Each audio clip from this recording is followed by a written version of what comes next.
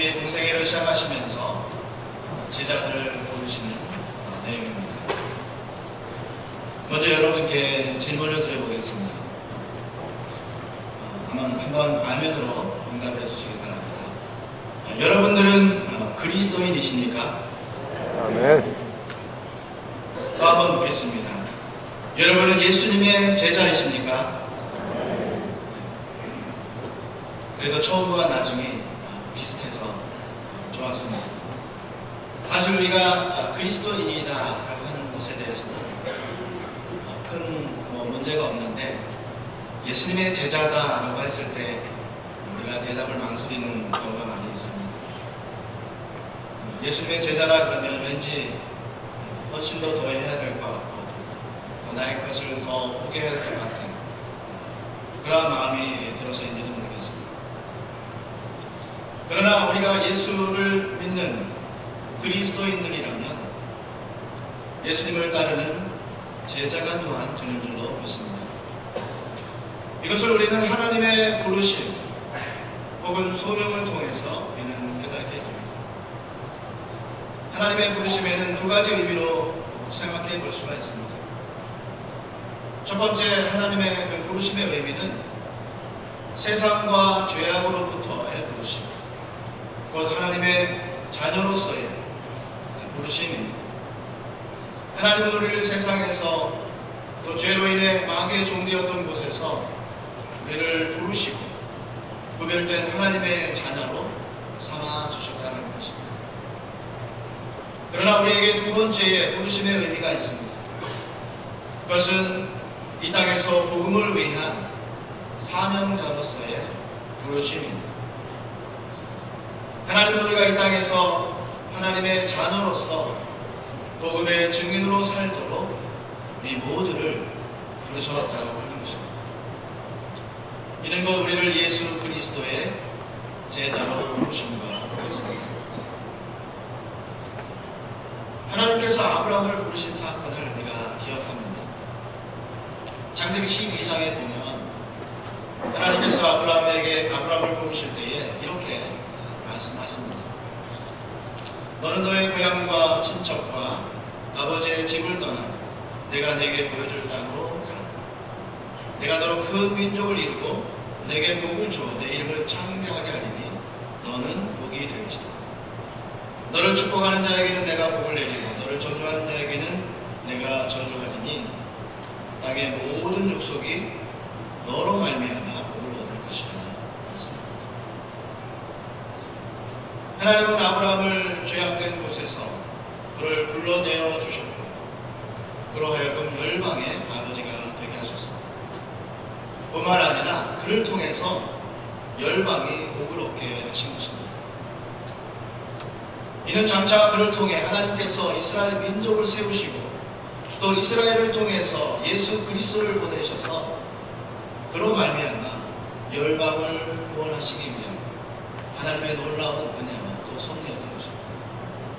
그리고 하나님은 그를 통해 이 귀한 약속을 이루어 주셨음을 성경을 통해서 알게 됩니다. 즉 하나님이 아브라함을 부르실 때에 존재, 빙과 사명, doing을 동시에 부르심을 통해 부여하셨음을 우리는 깨닫게 되는 것입니다. 이와 같이 하나님은 우리를 하나님의 구별된 자녀로서 부르셨을 뿐만 아니라 복음을 통해 열방의 구원의 복을 얻게 하시고자 우리를 복음의 사명자로 또한 부르신 줄 믿습니다. 그런 본문을 통해서 우리는 이러한 예수 그리스도의 그 부르심에 우리가 어떠한 자세로 임해야 할지 한번 깊이 생각해 보기를 원합니다. 본문 18절을 보시면 주님이 제자를 부르시는 곳은 어디였습니까? 그것은 갈릴리 해변이었습니다. 그리고 주님이 택하신 제자들은 누구였습니까? 그들은 바로 어부들이었습니다. 보통 우리는 갈릴리 어부들이라고 하면 배우지 못하고 가난한 사람들이라고만 생각하기 쉽습니다. 근데 어떤 분들은 꼭 그렇지만은 않다고 주장을 합니다. 물론 그들은 어부의 집이라는 문자적인 의미를 지닌 베세다라고 하는 작은 동네에 모여 살았어요. 그러나 베드로는 고기잡이 배를 소유하고 있었고 예수님과 제자들을 초대할 수 있을 만한 집에서 살고 있었던 것으로 보면 중류 정도의 생활 형편은 되었을 것이라고 생각합니다. 그리고 우리가 잘 알듯이 후에 베드로는 서신을 써서 소아시아에 있는 교회에 보낸 사실을 보더라도 어느 정도 그가 기초 교육을 받은 사람인 것으로 우리가 추측할 수가 있습니다. 그리고 베드로가 살던 갈릴리 바다 주변 인접은 매우 다양했다고 합니다. 또한 상거래를 위해 로마와 헬라 상인들과의 접촉으로 인해서 간접적으로 넓은 세계를 경험했을 것이다 라고 이야기합니다. 전혀 일리가 없는 말은 아니라고 생각합니다. 그러나 그렇다 할지라도 예수님이 부르신 이 제자들은 결국 당시 유대 종교 지도자들이나 로마와 결탁된 정치인들과 같이 부하고 권력이 있는 자들은 아니었다라고 하는 사실입니다. 그들은 그저 매일 생계를 유지하며 살아가는 우리와 같이 평범하고 또 힘이 없는 사람들을 의미하고 있는 것입니다. 저는 이러한 예수님의 그 제자들을 선택하시는 모습을 보면서 얼마나 외환이 되었는지 모릅니다. 만약 예수님께서 세상과 같이 1등만을 기억하고 자기에게 필요한 부자와 권력 있는 사람들만 뽑았다면 얼마나 낙심이 될까 생각해 보았습니다. 아니 솔직히 화가 났을 겁니다. 세상은 그렇다 치더라도 주님은 그렇게 하지 말아야 하지 않습니까? 그러나 감사하게도 주님은 그렇게 하시지 않았다는 것이죠. 그럼 왜 주님은 이러한 평범하고 연약한 자들을, 힘없는 자들을 제자로 부르셨을까 하는 것입니다. 그냥 주님이 갈릴리를 다니시다가 우연히 만나서 나를 따라오라 그렇게 말씀하신 것입니까? 결코 주님은 그렇게 선택하지 않으셨다는 것이죠.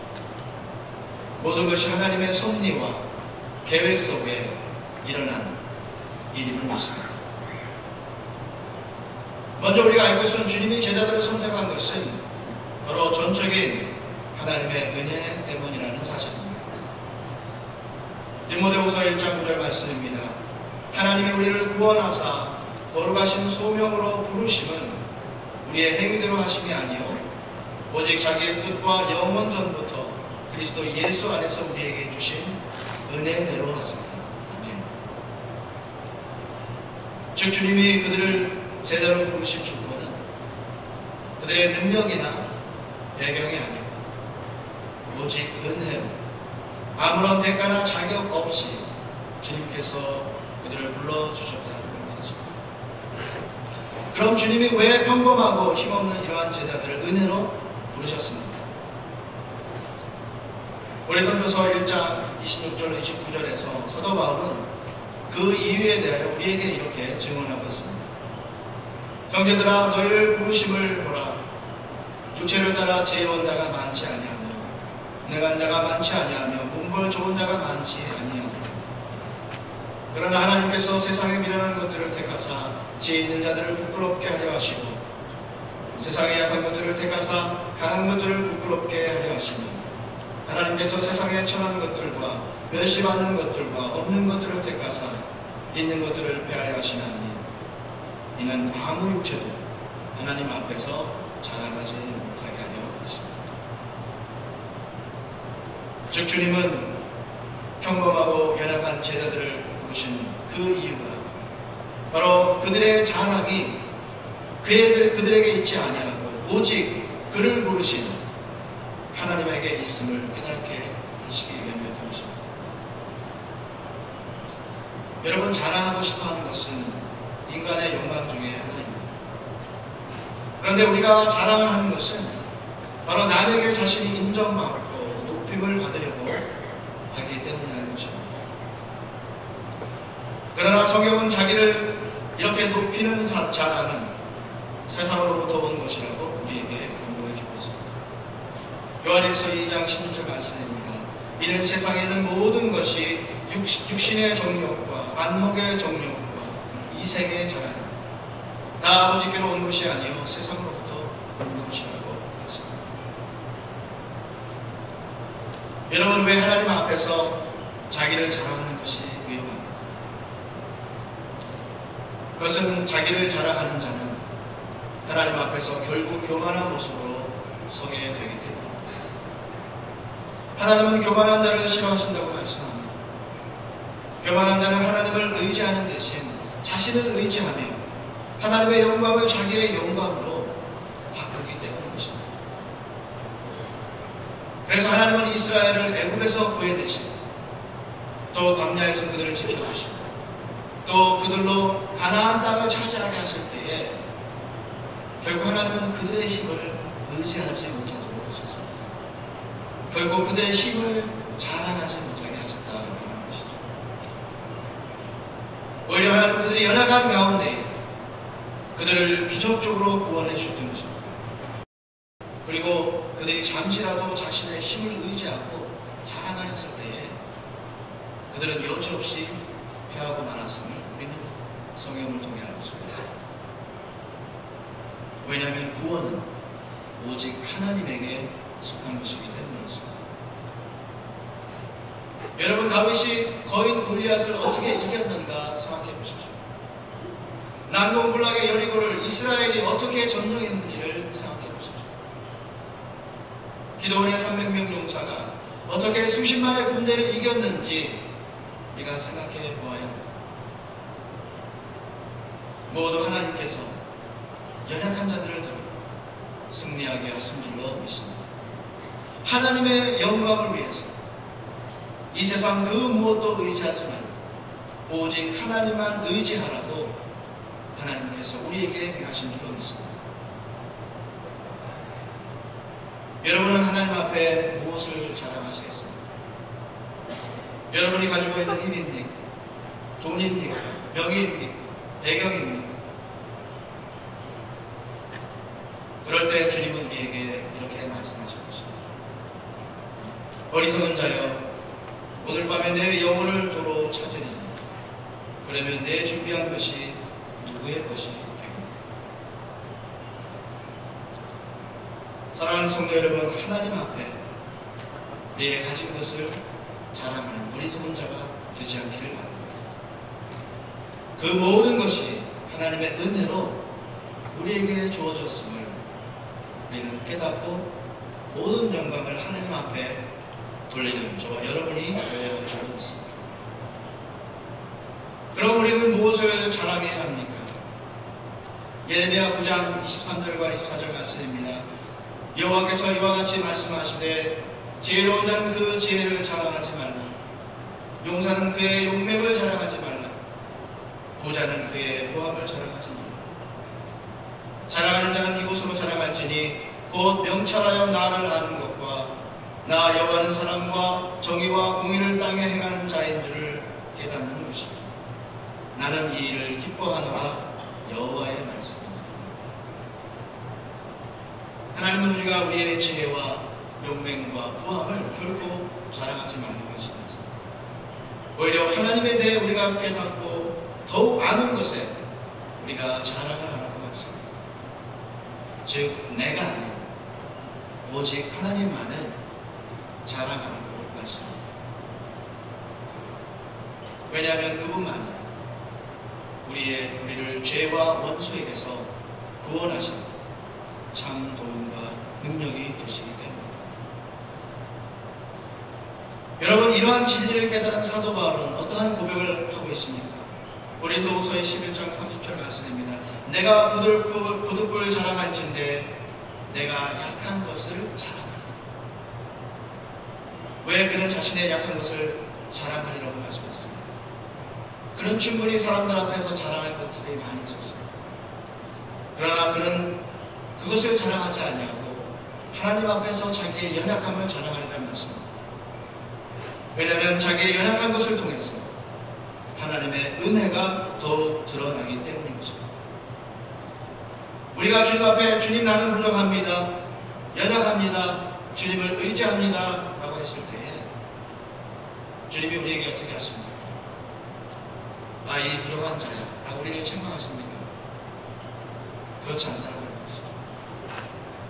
하나님은 우리가 주님 앞에 겸손히 우리의 부족함을 가지고 나아갈 때에 주님은 우리를 긍휼히 여기시고 겸손히 보시며 우리에게 지혜와 능력을 더하여 주시는 분이심을 믿으시기 바랍니다. 시편 기자는 이렇게 고백합니다. 여호와를 경외하는 자들아, 너희는 여호와를 의지하라. 그는 너희의 도움이시요 너희의 방패시로다.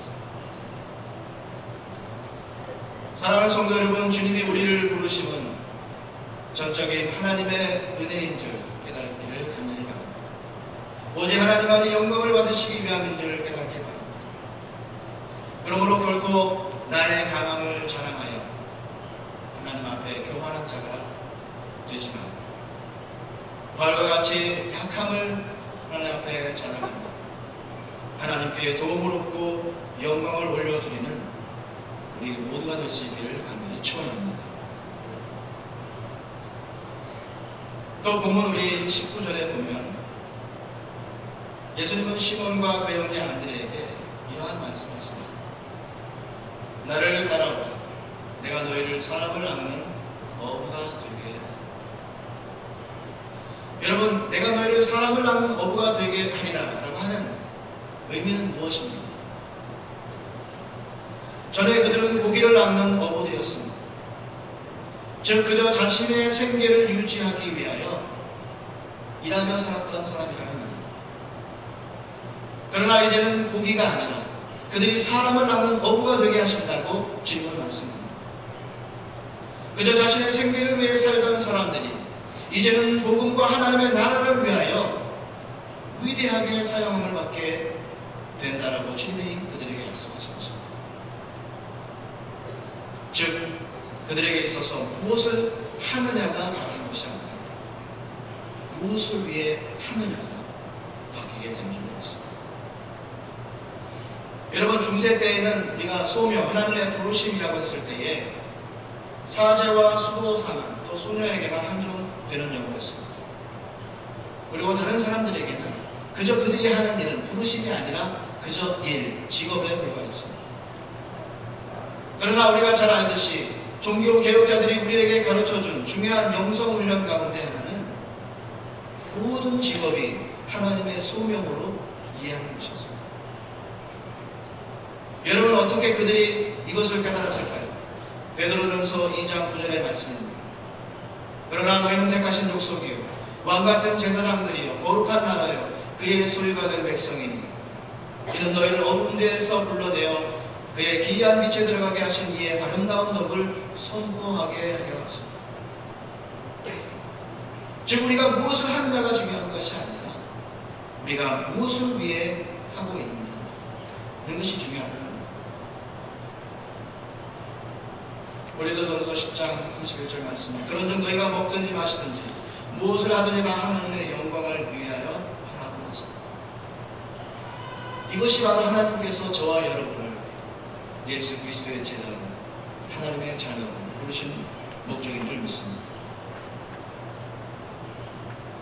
그럼 세상의 모든 일이 하나님을 영화롭게 하는 일입니까? 그렇지 않을 수 있습니다. 어떠한 일은 하나님의 영광을 가리는 일도 있을 것입니다. 그럼 어떻게 우리가 지금 하고 있는 일이 하나님의 부르심, 곧 하나님의 소명임을 우리가 깨달을 수 있을까요? 2016년 10월자 기독일보에 나온 기사의 내용을 보면서 많은 교훈을 얻었습니다. 영국 크리스천 투데이의 개관 칼럼니스트인 패트릭 마빌로그라는 목사님이 소명과 직업에 대한 칼럼을 거제했다고 합니다. 그런데 그 칼럼에서 그는 소명과 직업의 그 중요성, 연결성을 강조하면서 내가 현재 하고 있는 일 하나님이 주신 것인지 아닌지를 분별할 수 있는 5가지 방법을 제시했습니다. 먼저는 하나님을 영어롭게 한다라고 이야기합니다. 즉 어떠한 직업이 있는지 가장 중요한 것은 하나님을 영화롭게 하고 하나님의 나라를 앞당기는 것이어야 한다라고 이야기합니다. 그러면서 우리가 이런 질문을 해야 한다고 합니다. 우리가 현재 하고 있는 일과 앞으로 하게 될 일이 하나님을 영화롭게 하고 하나님을 따르는 것입니다. 또 우리가 일하는 방식이 하나님을 향한 경외와 진실성을 보여주는가? 이러한 질문에 우리가 반드시 답을 해야 한다고 하는 것이죠. 여러분이 하시고 계시는 일이 하나님을 영화롭게 하고 있습니다.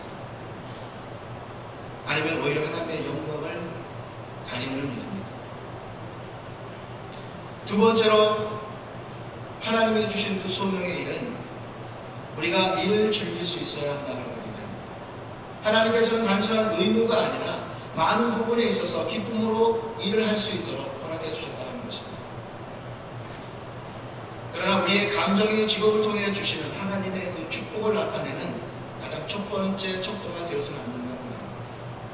비록 내가 그것을 좋아서 한다 할지라도 그 좋아하는 감정, 그 기쁨이 하나님의 소명의 그 증거가 될 수 있지만 때로는 그 뒤에 있는 그 다른 그런 가치가 바로 하나님의 소명을 나타낼 수 있다라고 하는 것이죠. 그래서 우리가 때로는 일을 할 때 우리가 즐겁든지 아니 즐겁든지 하나님께서 그것을 통해서 우리에게 주시는 중요한 가치가 있다라고 하는 것입니다. 과연 여러분은 여러분이 하고 있는 그 일을 통해서 즐거이 하고 있으며 또 중요한 가치를 깨닫고 있느냐 하는 것이죠. 세 번째로는 우리가 일을 잘하고 더욱 그것을 통해서 더 성숙하게 된다는 것입니다. 하나님께서 우리에게 주신 소명은 어떠한 일이든지 우리가 단순히 즐길 수 있을 뿐만 아니라 실제로 재능이 있고 또 숙련된 일이라는 것이죠. 하나님께서는 우리가 무슨 일을 하든지 잘 하기를 원하시기 때문에 우리에게 주신 그 재능을 통해서 최대한 할 수 있는 일을 주심으로 하나님의 소명을 분명히 하신다는 것입니다. 여러분이 하고 계시는 일이 여러분의 재능과 관련이 있는 것입니다. 여러분이 하면 할수록 능력이 오르고 그것을 통해서 더 하나님께서 여러분을 성장시켜 주고 계십니다. 라고 하는 것이죠. 네 번째로는 재정적인 대가를 가져다 준다는 것입니다. 우리의 직업은 하나님께서 우리에게 매일의 필요를 공급해 주시는 최우선적인 방식이고 만일 여러분의 직업이 재정적인 필요를 충족하지 못하고 있다면 우리는 더 이상 그 일을 할 수 없기 때문에 하나님이 주신 온전한 소명이 될 수 없다는 거죠. 하나님의 장기적인 계획은 여러분의 직업이 반드시 지속적인 것이어야 하고 공정하고 충분한 그러한 보상을 포함해야 한다. 어떻게 여러분이 하고 계신 그 일들이 개인과 가정에 필요한 것을 충족하고 있습니까? 그래서 지속적으로 그 일을 통해서 하나님께 영광을 돌리고 있는 것이죠. 마지막으로 다섯 번째로 여러분의 일이 다른 이들에게 반드시 복이 되어야 한다는 것입니다. 우리의 직업은 단순히 우리에게 복이 될 뿐만 아니라 여러분 주변의 사람들에게도 복이 된다는 것이죠. 여러분의 직업이 상사, 동료, 고객, 가족들에게 복이 되고 있는가? 유익이 되고 있는가? 그렇다면 이는 여러분이 하나님께서 원하시는 곳에 있다는, 하나님이 주신 소명을 따라 살고 있다는 신호라고 그는 그렇게 얘기합니다. 사랑하는 성도 여러분, 하나님은 우리가 일하는 그 매일의 장소에서 우리를 지금도 부르고 계신 줄 믿습니다. 그곳에서 우리는 주님이 우리에게 원하시는 것이 무엇인지, 하나님의 뜻이 무엇인지 우리는 반드시 고민해야 합니다. 그곳에서 내가 하나님을 영화롭게 하며 나의 삶의 필요를 채울 뿐만 아니라 이웃을 복되게 하고 있는지, 이것을 통해서 우리는 하나님의 소명을 우리가 밝히 깨달아 알아야 한다는 것입니다.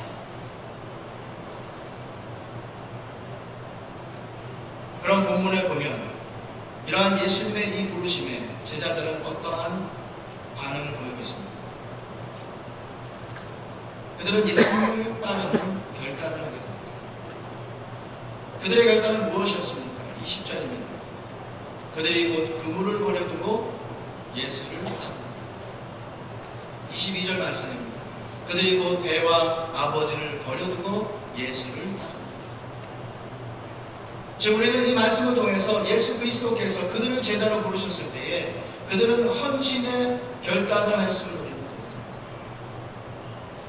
누가복음 9장 23절에 주님은 이렇게 말씀하십니다. 또 무리에게 이르시되 아무든지 나를 따라오려거든 자기를 부인하고 날마다 제 십자가를 지고 나를 따를 것입니다. 즉 주님은 우리가 주님의 제자로 살아나갈 때에 주님과 같이 헌신과 희생을 각오해야 한다고 우리에게 말씀해 주고 계십니다. 과연 나는 주님의 제자로 어떠한 헌신과 희생을 각오하고 있는지 우리가 이 말씀을 통해 돌아보니까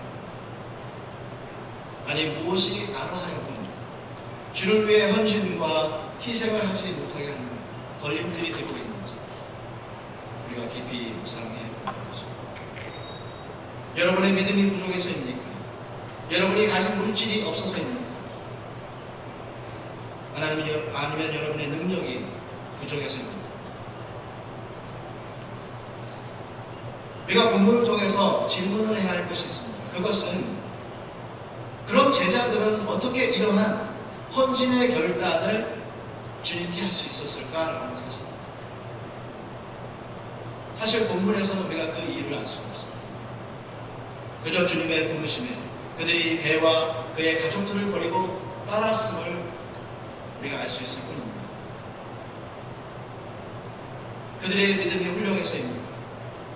아닙니다. 자신의 의지가 또 가지고 있는 능력이 많아서입니까? 그것도 결코 아닙니다. 요한복음 1장에 보면 사실 베드로와 안드레는 이미 예수님을 따르고 있었습니다. 안드레는 세례 요한의 제자였습니다. 그래서 안드레는 세례 요한 때문에 예수님을 쫓게 되었고 그는 예수님에게 형 베드로를 소개시켜줍니다. 그래서 예수님은 베드로에게 새로운 이름을 그에게 지어줍니다.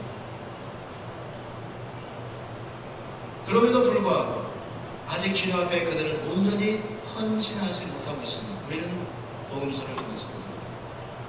그런데 오늘 본문에 보면 그들은 주님의 부르심에 온전한 헌신을 하고 있음을 보게 되는데 어떻게 그들이 이러한 헌신을 할 수 있도록 무엇이 그들에게 이렇게 헌신할 수 있도록 하게 만들었습니까? 그것은 바로 누가복음 5장에 나옵니다. 시몬 베드로 형제와 야고보 형제가 예수를 헌신적으로 따르게 되는 중요한 사건, 그 사건이 바로 우리가 잘 아는 예수님이 베드로에게 깊은 데로 가서 그물을 던지라고 하는 사건입니다.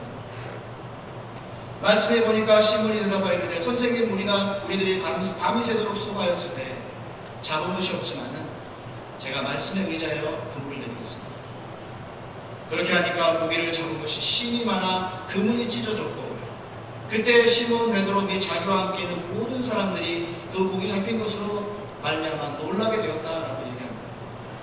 그 가운데 시몬의 동업자인 야고보와 요한도 놀랐다고 했습니다. 그리고 베드로는 그 예수님의 그 놀라운 기적에 무릎을 꿇고 주여 나를 떠나소서 나는 죄인으로소이다. 그때 주님은 시몬에게 이렇게 말씀하십니다. 무서워하지 마.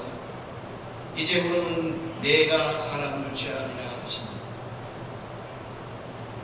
그들이 베드를 육지에 대고 모든 것을 버려두고 예수를 따랐다. 성경은 이렇게 말씀하고 있습니다. 즉 그들이 예수님의 부르심에 헌신의 결단을 할 수 있었던 것은 다른 이유에서가 아니라 바로 주님이 그들에게 베푸신 은혜 때문이었다고 하는 사실입니다. 여러분 오늘날 우리가 주님 앞에 헌신하지 못하는 이유를 가만히 생각해 보십시오. 전에 내가 은혜가 충만할 때는 기쁘게 헌신을 했을 것입니다. 새벽 예배도 열심히 드리고 예배도 열심히 빠지지 않고 드리고 봉사도 열심히 하고 전도도 열심히 하고 구제도 했습니다. 그러나 내 안에 은혜가 점점 없어집니다. 점점 주님을 위해 일하는 그 헌신도가 떨어지더라라는 사실. 여러분 헌신은 결코 사람의 의지와 능력으로 할 수 없습니다. 설령 시작은 우리가 그렇게 했더라도 결국 스스로 시험에 들어 넘어지게 되어 있습니다. 그러나 우리가 날마다 은혜를 깨닫고 경험할 때 우리의 헌신은 자연스럽게 나오게 되는 줄로 믿습니다. 어떤 선교사가 임지로 가는 도중에 여자의 비명 소리를 듣게 됩니다. 무슨 소리인가 하고 가까이 보니까 아들 노예가 이제 노예로 끌려갑니다. 그들이 진 빚이 많았기 때문에. 그 엄마가 그 노예를 팔려가는 노예 상인에게 얘기합니다. 나도 아들과 함께 사주십시오. 저희 모자가 함께 열심히 가서 일하겠습니다. 그러나 그 주인은 인정사정 없이 아들만 끌고 가고 있었습니다. 그때 이 선교사가 그 광경을 보고 자기에 있는 모든 것을 내어놓고 그 두 모자를 사서 자기 집으로 데려가서 같이 살게 했다는 것입니다. 그리고 세월이 지난 후에 어느 날 이 선교사가 풀밭에서 비명을 지르고 넘어졌습니다. 실신이 된 선교사의 그 뒷발에 독사 이빨 자국이 나 있었던 것입니다. 그때 노예로 팔려갈 뻔했던 그 아들의 엄마가 자신의 입술로 이 선교사님의 발목에 입을 대고 독을 빨아내기 시작했습니다. 얼마의 시간이 지나자 거의 죽었던 선교사가 다시 살아났습니다. 그런데 도끼를 입으로 빨았던 그 노예로 팔려가려고 했던 그 엄마는 얼굴이 퉁퉁 부어 죽어 있었다고 하는 사실입니다. 엄마는 자기를 사준 그 고마운 선교사, 진정 사랑과 은혜를 베푼 이 선교사를 위하여 기꺼이 자신의 몸을 희생하였던 것입니다. 여러분, 우리 모두도 주님의 은혜를 날마다 받아야만 합니다. 은혜를 받아야 하나님 앞에 온전히 헌신하는 그러한 삶이 될 수가 있습니다. 그런데 여러분, 그 은혜를 우리가 어디서 찾아야 합니까? 그 은혜는 다른 어느 곳이나 그 누구에게서가 아닌 바로 십자가 앞에서 찾아야 할 줄로 믿습니다. 거기에 놀라운, 이미 우리에게 베푸신 하나님의 놀라운 은혜가 있기 때문인 것입니다. 우리는 늘 찬양합니다. 나 같은 죄인 살리신 주 은혜 놀라워 잃었던 생명 찾았고 광명으로도 늘 울어도 눈물로써 못 갚을 줄 알아 몸밖에 드릴 것이 없어 이 몸 바칩니다. 여러분, 십자가의 은혜를 회복하는 저와 여러분이 될 수 있기를 간절합니다. 결론으로 말씀드리자면 23절과 25절에 보면 예수님이 제자들과 온 동네를 두루다니시며 복음을 전하시는 그러한 내용이 나옵니다. 말씀해 보니까 예수께서 온 갈릴리에 두루다니사 그들의 회당에서 가르치시며 천국 복음을 전파하실 때에 백성 중에 모든 병과 모든 약한 것을 고치시니 그의 소문이 온 수야에 퍼진 자, 사람들이 모두 앓는 자, 각종 병에 걸려서 고통당하는 자, 귀신 들린 자, 간질하는 자, 중풍병자들을 데려오니 그들을 고치시다. 갈릴리와 대가볼리와 예루살렘과 유대와 요단강 건너편에서 수많은 무리가 따르니라 했습니다. 여러분, 이 말씀은 우리에게 무엇을 의미하고 있습니까? 이것은 바로 예수 그리스도께서 제자들과 복음을 전하실 때에 놀라운 구원의 역사가, 놀라운 회복의 역사가, 놀라운 하나님의 나라가 그들에게 임하고 있음을 우리에게 증거하는 것입니다. 요한복음 14장 12절 말씀입니다. 주님이 우리에게 이렇게 말씀하십니다. 내가 진실로 진실로 너에게 이르노니 나를 믿는 자는 내가 하는 일을 그도 할 것이요 또한 그보다 큰 일도 하리니 이는 내가 아버지께로 가리라. 주님은 우리가 이러한 놀라운 복음의 역사를 이루게 될 것이라고 약속했습니다.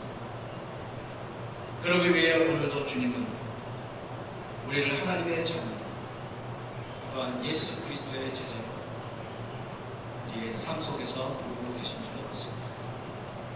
그 놀라운 이 초청에 우리 모두 베풀어 주신 은혜대로 넉넉히 응답할 수 있기를 간절히 축원합니다. 기도하겠습니다.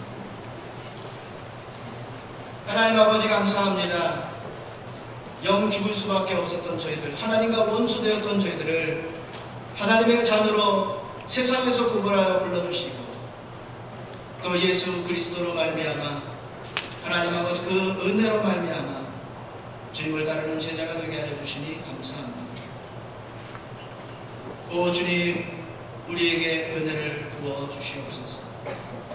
우리도 이 제자들과 같이 참으로 주님께서 우리를 부르신 목적을 깨닫고 오직 복음을 위하여 하나님의 나라를 위하여 그 부르심에 합당히 행할 수 있는 예수 그리스도의 참된 제자가 되어줄 수 있도록 성령이여 인도하여 주시옵소서.